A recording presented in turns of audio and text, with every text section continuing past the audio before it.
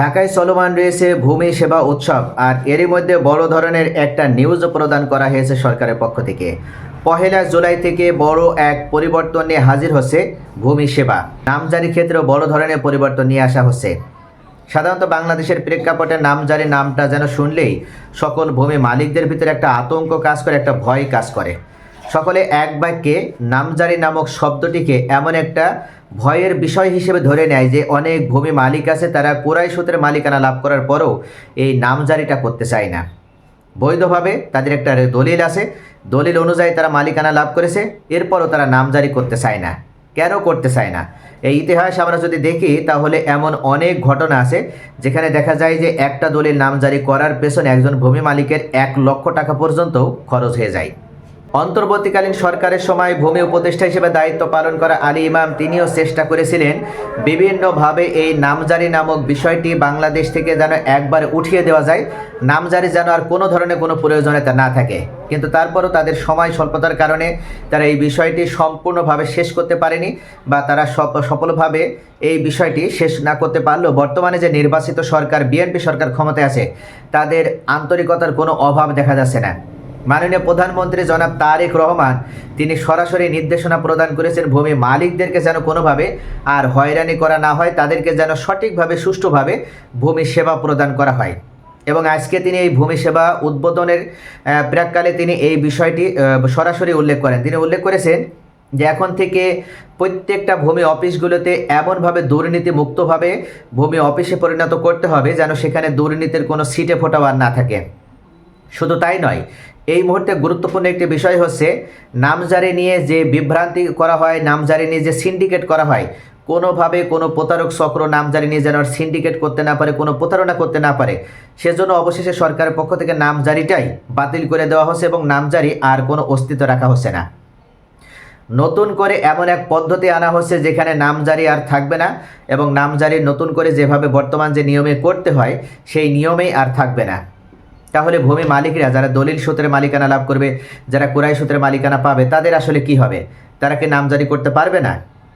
তাদের জন্য দুইটা গুরুত্বপূর্ণ অপশন আছে। অর্থাৎ নতুনভাবে যখন মালিকানার এই নিয়ম চালু হবে তখন দলিল তৈরির সাথে সাথেই একজন ভূমি মালিক চাইলেই তিনি নামজারি করে নিতে পারবেন। অর্থাৎ তার চাওয়া পাওয়ার এখানে কোনো বিষয় থাকবে না।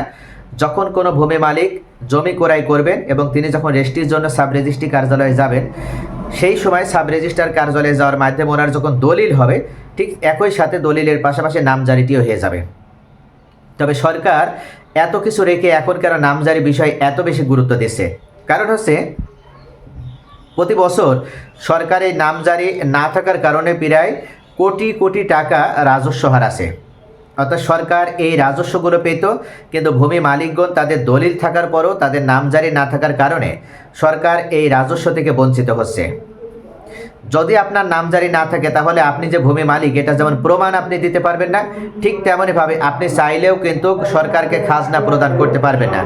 আর এই কারণেই আপনার খাজনা প্রদান করে জমির মালিকানা সঠিক এবং আপনার ফ্রেশ অবস্থায় রাখতে হলে অবশ্যই নামজারিটি করা বাধ্যতামূলক। এবং নামজারি থাকলে আপনার কিন্তু সুবিধাই বেশি। আপনি চাইলে যে কোনো সময় যখন মন চাইবে আপনার অর্থের প্রয়োজন আপনি জমিটা যেমন বিক্রয় করতে পারবেন, ঠিক তেমনইভাবে আপনার কারোর সাথে জমিটা যদি এওয়াজ বদলের প্রয়োজন হয় তাহলে আপনি জমিটা কিন্তু বিনিময়ও করে নিতে পারবেন। এমনকি আপনার যদি নামজারি থাকে, নামজারি খতিয়ান থাকে, তাহলে আপনি কিন্তু সেই খতিয়ান ব্যবহার করে আপনি বিভিন্ন ব্যাংক থেকে মর্টগেজও গ্রহণ করতে পারবেন। অর্থাৎ বিভিন্ন সুযোগ সুবিধাগুলো পাওয়া যায়। তো সব মিলে আপনার যদি নামজারি না থাকে, আপনি যে জমির মালিক এই প্রমাণটাই আপনি করতে পারবেন না। আর এজন্য অবশেষে ভূমি মালিকরা যেখানে অলসতা দেখায় নামজারি করতে চায় না, সরকারের পক্ষ থেকে অবশেষে ফাইনালি এই সিদ্ধান্ত গ্রহণ করা হয়েছে এবং ভূমি মালিকদের নামজারি সহজভাবে করে দেওয়ার সুবিধার্থে এই পদ্ধতি গ্রহণ করা হচ্ছে। ইতিমধ্যে বাংলাদেশের 22টা সাব রেজিস্ট্রার কার্যালয়ে এই উন্নত এবং অটোমেশন সিস্টেমে একই সাথে দলিল এবং একই সাথে নামজারি হয়ে থাকে। আর একই সাথে দলিল এবং একই সাথে নামজারি হলে সবথেকে যে বড় সুবিধাটা পাওয়া যায় সেটা হচ্ছে কোনো ভূমি মালিক তিনি তার জমি নিয়ে আর কোনো দুশ্চিন্তা করা লাগবে না, তার জমি নিয়ে কোনো ধরনের কোনো ভয় করা লাগবে না। সে পৃথিবীর যে প্রান্তে অবস্থান করুক না কেন, তার জমি সঠিকভাবে সে মালিকানা প্রমাণ করতে পারবে। ঠিক তেমনইভাবে তার মালিকানা নিয়ে কোনো ধরনের কোনো ভয়ও থাকবে না। এখন যেমন অ্যানালগ পদ্ধতি হওয়ার কারণে অনেক ভূমি মালিক আছে বা অনেক প্রতারক চক্র আছে, তারা কিন্তু দলিল আপনার জাল করে ফেলে। এছাড়া দেখা যায় যে ভূমি মালিকের পরিবর্তে নিজে মালিক সেজে ওই জমি বিক্রয় করে দেয়, অর্থাৎ প্রতারণা করে একজনের জমি অন্যজনের কাছে বিক্রয় করে দেওয়া বা সেই জমির মালিক সাজা, এ ধরনের কাজগুলো খুব সহজেই করা যায়। আর সাব রেজিস্ট্রার মহোদয় এই অন্যায়টা তিনি একা কিন্তু প্রতিরোধ করতে পারেন না।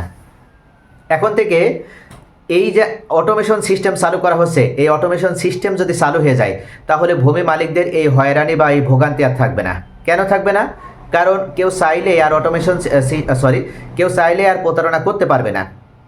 এখন যেমন সাব রেজিস্ট্রার একা কাজ করে, তখন কিন্তু রেজিস্ট্রির সময় বা যখন জমি রেজিস্ট্রেশন হবে সেই সময় কিন্তু সাব রেজিস্ট্রার এবং এসি ল্যান্ড একসাথে তারা যৌথভাবে কাজ করবে।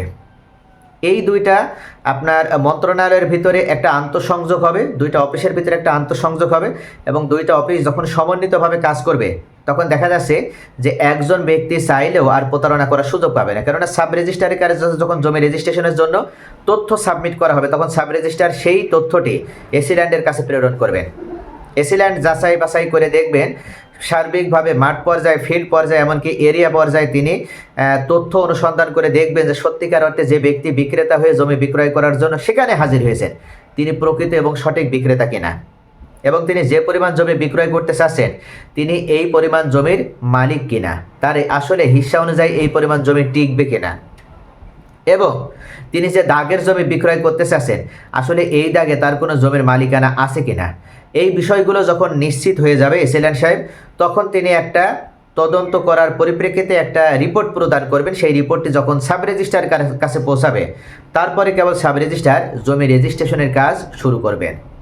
আর এইভাবে যখন দুইটা অফিসের ভিতরে বা দুইটা এই মন্ত্রণালয়ের ভিতরে যখন সমন্বয় করে কাজ হবে তখন কিন্তু দুর্নীতির পরিমাণ একেবারে 0% নেমে আসবে।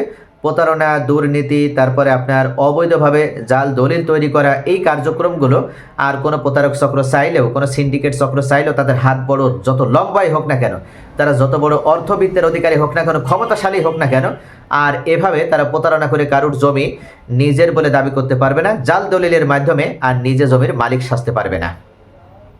তো এই কারণেই সরকারের পক্ষ থেকে অবশেষে বর্তমান প্রযুক্তির এই নামজারি পদ্ধতি যত দ্রুত সম্ভব বাতিল করে দিয়ে অটোমেশন সিস্টেমের মাধ্যমে গোটা বাংলাদেশে এই অটোমেশন সিস্টেমের মাধ্যমে নামজারি চালু করার জন্য জোর আমরা তাগিদ জানাচ্ছি। ঠিক তেমনইভাবে সরকারের কাছে অনুরোধ, অনতিবিলম্বে ভূমি মালিকদের অসুবিধার কথা বিবেচনা করে এবং নামজারি নামক ভয় থেকে ভূমি মালিকদেরকে রক্ষা করার জন্য যত দ্রুত সম্ভব গোটা বাংলাদেশে এই অটোমেশন সিস্টেমের নামজারি চালু করা হোক।